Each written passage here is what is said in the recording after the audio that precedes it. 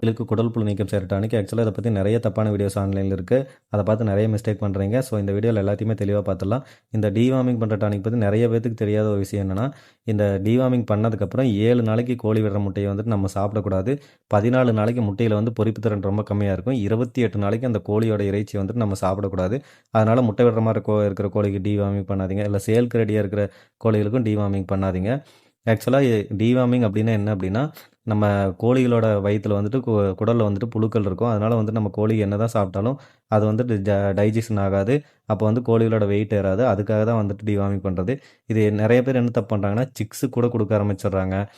Maximum வந்து வெளிமேய்ச்சல் இருக்கிற கோழிகளுக்கு தான் வந்துட்டு இந்த குடல் புழு அதிகமாக வரும்.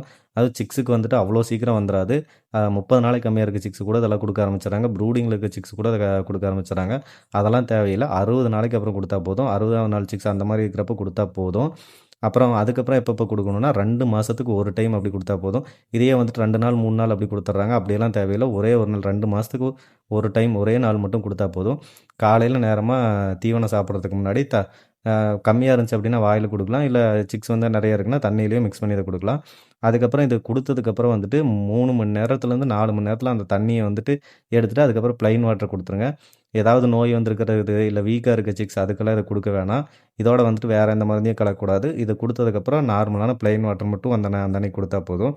அதுக்கப்புறம் இது டோசேஜ் எப்படி அப்படின்னு பார்த்துட்டிங்கன்னா, இப்போ உங்களுக்கு வந்து சிக்ஸ் வந்து கம்மியாக தான் இருக்குது அப்படின்னா நீங்கள் வாயிலேயே பிடிச்சி கொடுக்க முடியும் அப்படின்னா 1 கிலோவுக்கு கம்மியாக இருக்க சிக்ஸ்க்கு வந்து வாயில் 0.2 ml கொடுத்தா போதும். 1 கிலோவுக்கு அதிகமாக இருக்கிற பெரிய கோழிகளுக்கு வந்து 0.5 ml கொடுக்கலாம்.